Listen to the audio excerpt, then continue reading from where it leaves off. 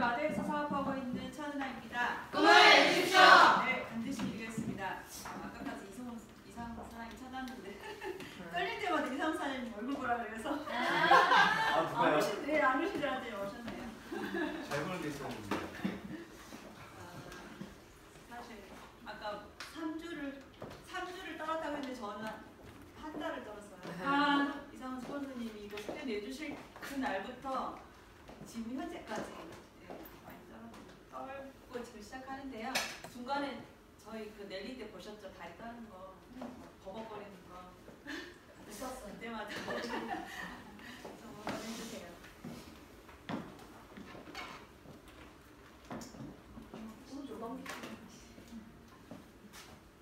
네, 저희가 책 읽어주는 여자의 그 여자입니다. 오늘은 지난번에 그 북미팅을 했던 관계의 99%는 소통이다라는 책을 가지고 제가 정리를 해왔어요. 사실 제가 이렇게 멘트에 많이 약해서 PPT에 좀 많이 치중을 했어요. PPT를 그러니까 사장님들은 그러니까 사장님들한테 저희 이 시간 30분을 투자하는 건데 그 30분 동안을 정말 소중한 시간을 제가 쓰는 거잖아요. 그래서 제가 이렇게 굳이 이렇게 말 언변으로 능숙하지 않더라도 PPT만 보더라도 이 책에 대해서 생각이 날 수 있게 그냥 정리를 했거든요.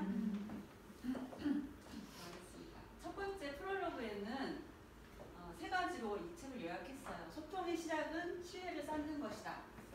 그 다음에 소통은 양방향이며 자신을 잘 표현하는 것뿐만 아니라 상대방의 이야기를 잘 들어주는 것이 중요하다라고 했고요.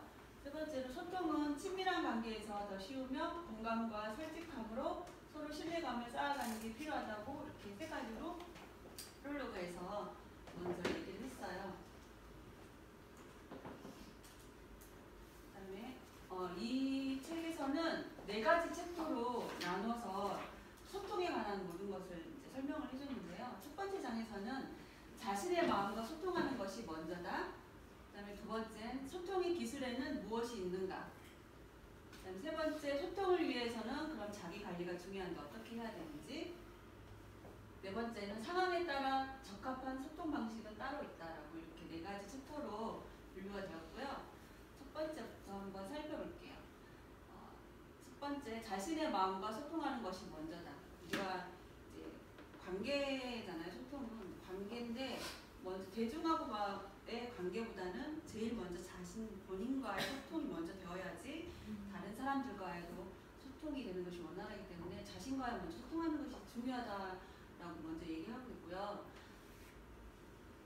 우리가 이제 자신은 누구보다도 자기 자신은 자기가 제일 잘 안다라고 생각을 하는데 근데 이제 자기가 객관적인 멀리서 나를 본다면 정말 내가 알고 있는 내가 다일까? 나의 모습이 다일까? 그렇게 생각이 된다는 거죠. 그러니까 이런 그 자기의 그 객관적인 모습을 볼 수 있게 해주는 게 이런 심리검사나 기관에서 하는 심리검사나 나의 유형 체크리스트라는 이런 그 테스트를 통해서 객관적인 자기를 판단할 수 있대요. 이 책에서는 이렇게 생각나시죠? 유형 체크리스트를 했던 거 기억나시죠? 여기서 몇 가지 체크를 해서 이렇게 여기 4가지로 분류를 해서 나왔는데 아마 이거 하면서 다 사장님들 나랑 너무 똑같다라고 이렇게 공감을 했었던 기억이 나요. 근데 여기서도 크게 업무 중심적과 관계 중심적으로 이렇게 나눠져 있고 거기에 또 4가지로 분류가 되어 있었는데 각각 어느 유형이었는지 한번 생각해 보시고요. 근데 이렇게 체크를 통해서 내가 주장형이고 정확형이고 친교형이고 조화형이라고 나왔다고 하더라도 모든 상황에서 다 이게 딱 조화형이고 조화형이 딱 적용되는 건 아니라는 거죠. 각각의 이제 상황이나 어떤 환경에 따라서 내가 주장형이 될 수도 있고 정확형이 또 될 수도 있고 또 이렇게 친구들이 모였을 때는 친구형이 될 수도 있고 이렇게 각각의 상황이나 환경에 따라서 객관적인 입장을 생각해보고 상황에 어울리는 소통 방식을 적절하게 선택해서 활용하는 게 중요하다라고 얘기하고 있습니다. 그리고 그리고 자신의 모습을 있는 그대로 인정하고 수용하라. 자신의 부족한 부분을 감추지 말고 인정하라. 또 자신의 강점은 자각을 하고 지속적으로 강화를 시켜라. 단점이 드러나는 것도 편안해져라. 이렇게 자기 자신이 있는 모습 그대로를 인정하라고 얘기했어요. 그러니까 자신의 단점을 굳이 감추려 하면은 그 사람하고 소통해서 먼저 처음부터 단절이 된다라고 했고요. 먼저 단점을 드러내면서 더 친해지면 우리 소통하는데 정말 더 크게 작용을 할 거라고 합니다. 네. 무겁죠? 아니, 재밌어요. 진짜요. 자, 그러면 두 번째 챕터에서는 소통의 기술에는 무엇이 있는가를 나타냈는데요. 아마 기억나실 거예요. 첫 번째 가장 중요했던 거가 뭐였죠? 자신의 소통. 나의 소통 방식. 소통 방식에서 가장 중요한 거 경청. 경청. 두 번째는 공감. 그다음 솔직함과 진정성, 피드백, 질문, 칭찬, 마지막에 조언. 네. 이렇게 7가지로 소통에 대한 기술을 설명을 해줬거든요. 그래서 내가 하나씩 살펴보도록 할게요. 경청. 가장 중요한 게 정말 경청이었어요. 경청은 들리는 소리에 귀를 기울이는 것이 아니라 내가 적극적으로 주의를 기울여서 소리를 듣는 거라고 했어요. 그냥 들리는 소리에 그냥 귀를 맡기는 것이 아니라 그 사람이 어떤 말을 하는지 적극적으로 귀를 기울여서 듣는 거라고. 근데 그 경청에도 방해 요소가 있다라는 거죠. 어떤 것들이 방해가 되는지 볼게요. 첫 번째, 대충 듣다가 상대의 의견을 넘겨 듣는다. 이거는 이제 예로 연륜과 경험이 많고 자기 주장이 뚜렷한 직장 상사라든가 부모와 자녀의 관계. 제가 이게 공감했던 게 부모와 자녀의 관계에서 그러니까 저희가 아이가 무슨 말을 했을 때 그냥 그래 내가 네 머리 꼭대기에 있어. 네가 하는 말 다 알아서 그래. 이렇게 그냥 대충 넘겨짓죠. 그거가 이제 경청의 방해가 요소가 된다는 거죠. 두 번째는 이야기를 건성으로 듣는 사람. 그러니까 어떤 중요한 일이 있거나 머릿속에 복잡한 일이 있을 때 상대방이 이야기가 안 들린다는 거죠. 그리고 이제 상대방에 대한 선입견이 있을 때 내가 알고 있는 그 사람의 모습은 이게 아닌데 라고 생각했을 때 그 사람의 말이 또 경청이 안 된다는 거죠. 정답을 말해줘야 한다는 부담감이 있는 경우 이것도 그 사람이 나한테 어떤 고민을 얘기했을 때 내가 그 사람에 대한 그 고민에 대한 해결을 줘야 된다고 생각했을 때 내 머릿속에 이미 해결을 찾고 있는 거예요. 그래서 이제 안 들린다는 거죠. 그다음에 세부사항에 지나치게 집착하는 사람, 핵심에서 벗어나서 산책도로 빠지기 쉬워요. 네, 중요한 사과. 근데 우리가 이 부분에서 현대인의 가장 큰 장애물을 정말 우리 북미팅 하셨던 사장님들 다 이구동성으로 얘기했던 게 있었어요. 기억나시죠? 뭐였을까요? 네. 저희가 소통을 하는데 정말 큰 장애물이 핸드폰이었었거든요. 모든 이렇게 관계에서 얘기했을 때 내가 핸드폰을 보고 있는 모습, 그런 모습들 다 반성을 하면서 이 소통책을 읽고 난 이후에 이걸 정말 잘 이제 그렇게 하지 않아야 되겠다라고 서로 이제 얘기를 공감을 하면서 했는데 지금 잘 지켜지고 계실까요? 네. 그다음 이제 경청에 필요한 기술. 경청에는 사실과 감정, 그러니까 경청을 하는데 사실적으로 듣고 있는지, 그다음에 그 사람의 감정은 또 어떤 건지, 그다음에 그 사람이 하는 말을 잘 듣고 있는지 그런 게 필요하고요. 언어적 표현과 비언어적 표현. 이거는 이제 그 사람이 하는 말 이외에 그 사람이 하는 그런 목소리나 얼굴 표정, 그다음 자세나 몸짓, 눈높이나 손동작 같은 거로도 그 사람이 무슨 말을 하는지 경청을 하는 게 도움이 된다는 거죠. 그다음 세 번째, 적절한 리액션도 효과가 있다는 거예요. 그 사람이 어떤 말을 했을 때 내가 리액션을 하는 겁니다. 사실 저 같은 성격은 이 리액션이 전혀 안 되는 성격이었는데 뉴스킨 하면서 진짜 하나씩 배웠어요. 네. 특히 이제 그때 투잡 스쿨에서 그 진현주 사장님이 맞아 그래 정말 이런 리액션들 의도적으로 노력을 하라고 했거든요. 지금도 사실 너무 안 되는데 네, 이게 중요한 것 같아요. 경청이. 그다음 두 번째로 공감입니다. 공감은 사람의 마음을 담아서 상대방의 생각과 감정을 함께 느끼고 이해하는 것이라고 했어요. 자, 공감 피해는 먼저 성공감을 하고 그 다음에 후에 조언을 하라고 합니다.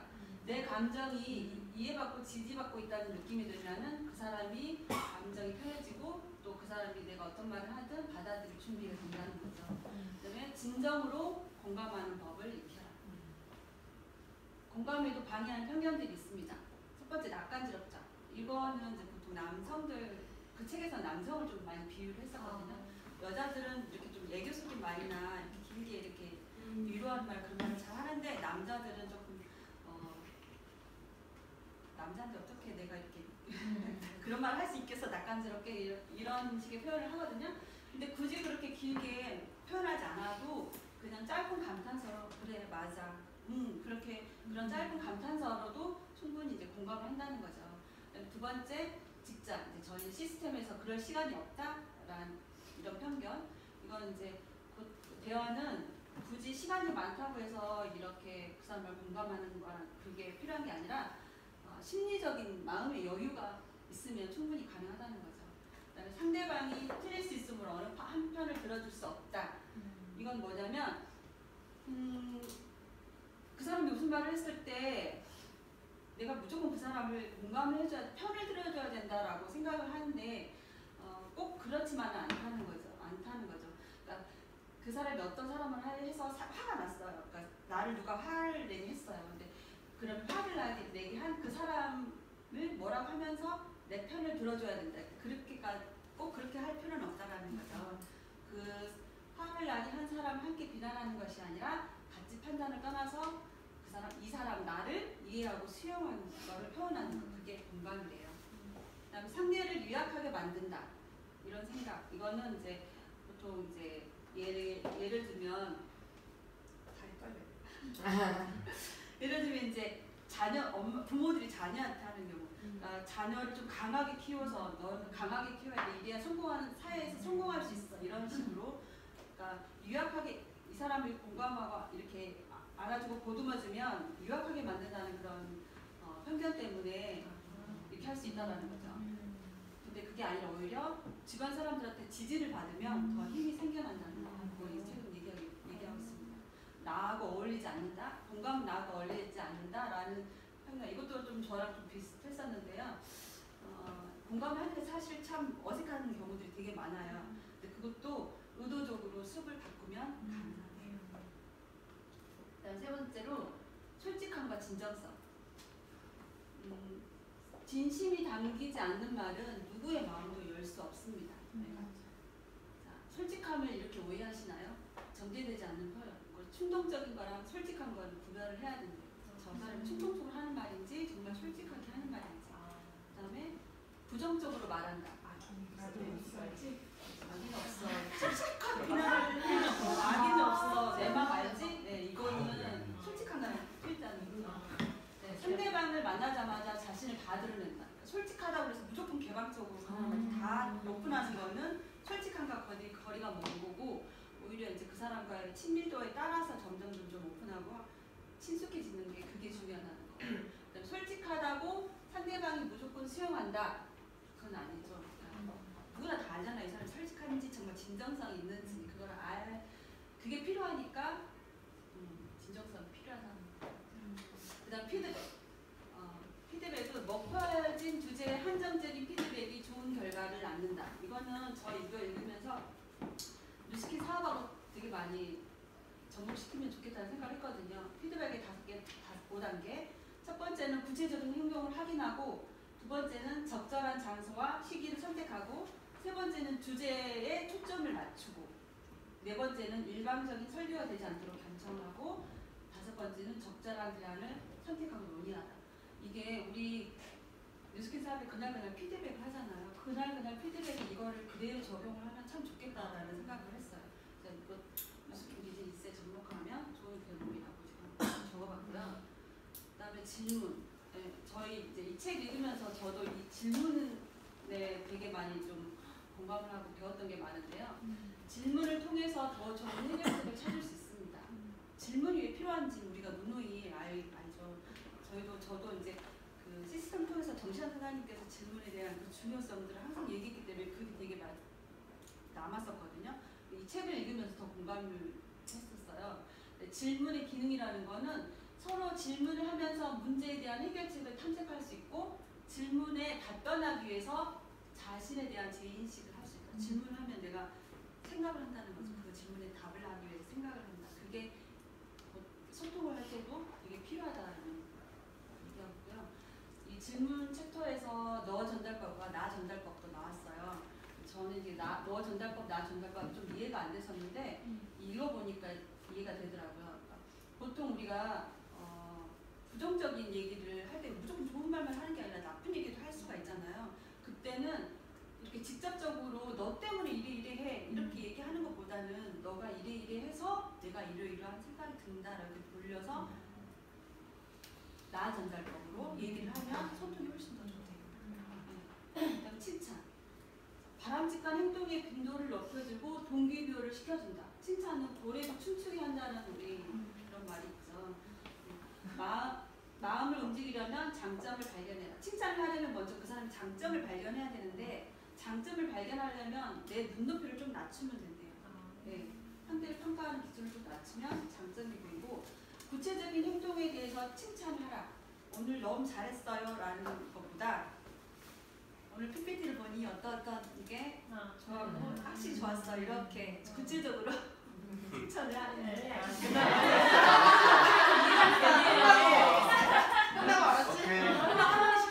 명씩. 칭찬도 타이밍이 중요하다. 아무 때나 칭찬하는 거는 네. 또 사람마다 원하는 칭찬이 다 따로 있다. 유형별로 그 사람 성격에 맞춰서 칭찬하는 것도 중요하다고 합니다. 그다음 마지막으로 조언. 말하는 사람의 의도가 분명하고 듣는 사람이 받아들일 수 있어야 한다. 그래야 조언이 효과적이라는 겁니다. 효과적인 조언의 5단계는 먼저 상대방의 긍정적인 측면을 칭찬을 하고 그 다음에 문제 행동을 그 다음에 구체적으로 지적을 하고 그 다음에 문제 행동에 처리되는 부정적인 결과를 전달을 해줘야 되고 네 번째로 긍정적 의도의 그러니까 조언임을 밝히라는 거죠. 내가 그 사람을 지적질하는 게 아니라 너한테 도움을 주고자 하는 말이라는 걸 충분히 전달하라는 거죠.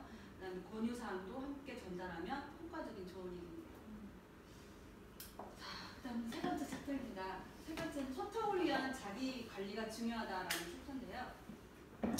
여기에서는 3가지로 되어 있어요. 빌통에 빠지지 않으려면 자신이 소통에서 어떤 문제가 있는지 어떤 의사소통의 유형에 속하는지 파악하는 게 중요하다. 그다음 불통으로 이어질 수 있는 태도를 알아보고 소통을 촉진할 수 있는 태도를 취해보자. 마음으로 소통하는 관계를 이루어지기 위해서는 자신에 대한 자각이 필요하다. 그러니까 소통을 원활하게 하기 위해서 자기가 어떻게 해야 되는지 자기는 어떤 유형이고 어떤 태도를 취해야 되는지 이 챕터에서 나와 있는데요. 불통증도 이거는 이제 우리가 사람을 만나다 보면 무조건 다 소통이 다 이렇게 잘 되는 게 아니잖아요. 네, 불통이 되는 경우들이 있어요. 네, 말이 안 통하는 경우도 있거든요. 그러니까 이거는 이제 어떤 유형이냐면 첫 번째 자기 말만 하는 기머거리. 주장형에서 많이 나타나는데요. 네. 그다음에 2번째 중요하지 않는 세부상에 집착하는 꼬투리 유형. 정확한 사람. 네. 성격이 정확한 사람. 3번째 분명하게 표현하지 못하는 아메바 유형. 다 안다. 다 알아. 다 모든 게 좋아 이런 아메바 유형. 좋아요. 그다음 4번째 넘겨줄게 달인. 지레 짐작형. 이게 다 있다거든요. 친한 사이. 그다음 5번째 상대방의 의도를 의심하는 불신형. 이것도 불명이 된다는. 진짜요? 네.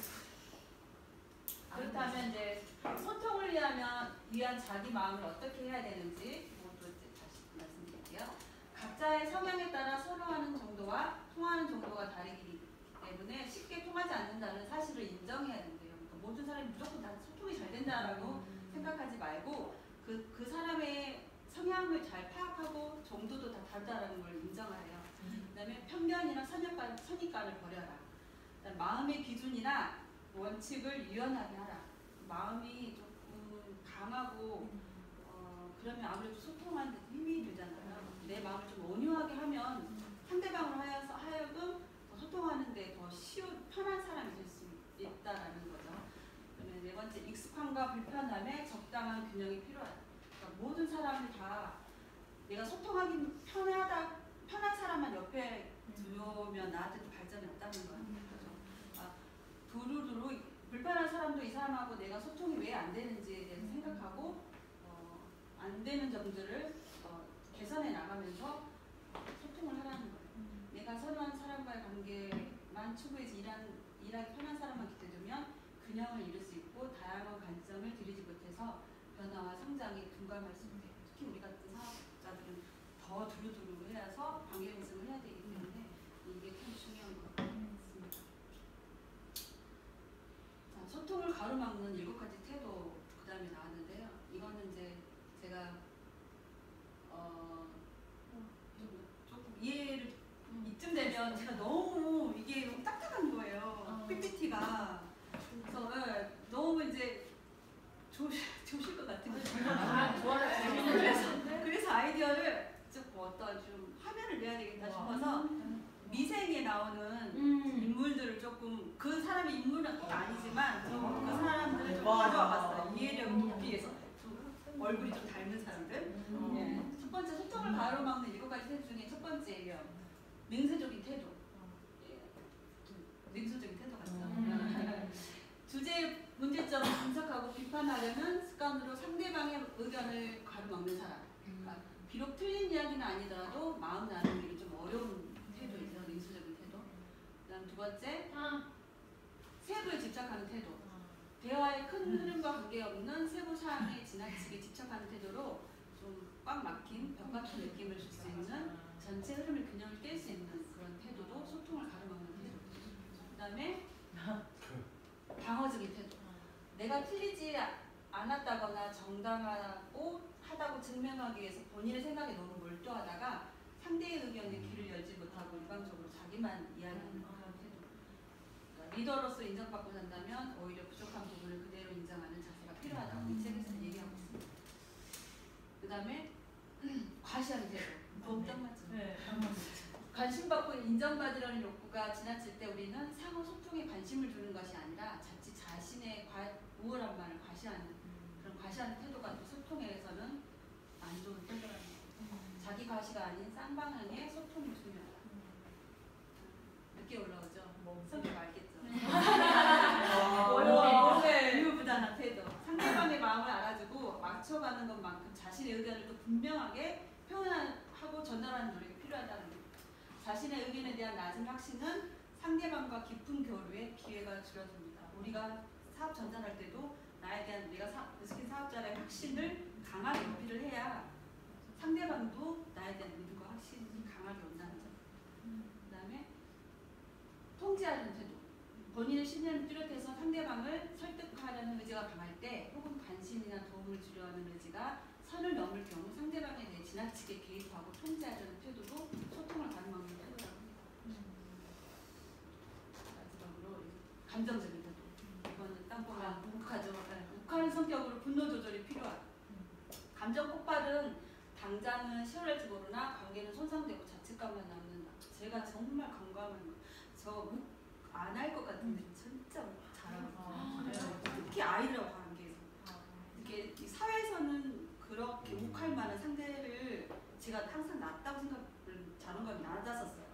근데 집에서는 그게 모든 스트레스 표출이 아이들한테 되는 거예요. 그래서 아이들한테 내가 감정적으로 욱하는 게 너무 많았어요. 그래서 서영덕 사장님 항상 저 불만이 이거였거든요. 네, 고치라고. 근데 지금도 그게 안 돼요, 사실. 저게 항상 고치려고 하는데 장난 아니지? 밤마다 후회했는데.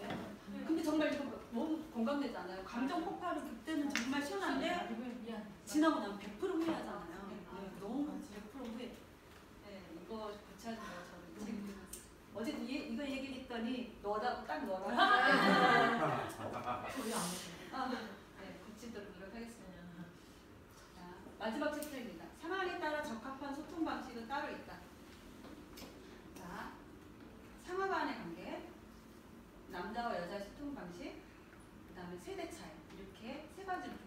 마지막에 이제 챕터에서는 소통이 까다로운 이유가는 이렇게 소통하자라고 마무리를 했어요. 자, 첫 번째로 상하 간의 관계. 이거는 이제 거의 직장 생활에서 예를 많이 들었고요. 보통 이제 직장에서는 상사의 역할이 중요하기 때문에 상사가 그 부하의 신임을 얻기 위해서는 일단은 신뢰받는 행동을 해야 되고요. 그 다음에 구성원들을 인격체대로 존중을 해야 되고 또 업무에 관심을 기울이며 적극적인 피드백을 해주는 것이 소통을 원활하게 해준다라고 이 책에서는 설명을 했는데요. 우리 이제 생활에서도 마찬가지인 것 같아요. 부모와 자녀의 관계에서나 어떤 사회에서도 이런 그 사람을 하는 내가 신임을 받기 위해서는 정말 그 사람 인격체로 존중하는 거 이게 참 중요한 것 같다는 생각을 했습니다. 그다음에 남자와 여자의 소통 방식 이 대목 하면서도 저희가 많이 좀 공감을 했었잖아요. 부부 간에 너무 공감되는. 남자는 목적 지향적이고 문제 해결을 위한 대화를 추구하는 반면에 여자는 관계 지향적이고 공감을 이끌어 나가는 대화를 추구합니다. 남자는 문제가 발생을 해야 대화를 하려고 하고 여자는 대화가 있어야 문제가 발생하지 않는다고 하는 것. 그러니까 여자와 남자는 근본적으로 다르다는 것을 인정을 하고 소통을 하면 싸울 일이 좀 줄어드는 것 같아요. 네, 그것을 인정하고 자신이 선호하는 방식이 무엇인지 주어진 상황에 자신의 소통 방식이 적절한지 검토하면서 소통하자. 이렇게. 그 다음에 이제 세대 차이 소통 방식. 이것도 사회에서 그냥 문화에서 많이 차이가 나는데요. 세대 차이의 소통은 성장해온 문화적 배경이 다르다는 것을 인정하고 존중하면 된대요. 그러니까 내가 지금 살았던 세대와 지금 10대, 20대에 살았던 세대 그 환경 자체가 틀리기 때문에 우리가 어떤 예의 바른 우리가 생각했을 때 기존의 예의 저런 행동은 정말 예의 없다고 생각하는 행동도 그 또래에서의 그 세대에서는 맞는 행동이라는 거죠. 세대 차이는 옳고 그름의 문제를 판단할 대상이 아니라 몸에 배인 자연스러운 문화라고 인정하고 그 나름의 방식을 존중하려는 태도가 필요하다고 합니다. 갈등과 차이를 두려워마라. 이게 마지막에 챕터인데요. 소통을 하고자 하는 마음은 결국 스스로를 행복하고자 하는 욕구이며 자신이 이해되고 수용되기를 원하고자 할 때는 먼저 이제 상대방에게 마음을 여는 것이 필요하다고 해요. 소통을 하려는 정말 가장 큰 목적이 내 자신도 행복하고 그도 행복하기 위해서 우리가 소통을 하기 때문에 그 사람한테 먼저 내 마음을 열어서 그 사람이 이해하고 수용하면 모든 건 되는 것 같아요. 네. 인간관계의 소통을 위해서 행복감이 늘어났으면 한다면 그 사람과 내가 옳고 그름이 아닌 차이와 다르다는 거. 그러니까 다름을 인정하자는 거. 우리가 그때 읽었을 때도 다름을 인정을 해야 한다는 걸 진짜 공감했었잖아요. 차이와 다름에 대한 평가를 하지 말고 그대로 인정하고 수용하라고 그렇게 얘기하고 있습니다. 이게 이제 마지막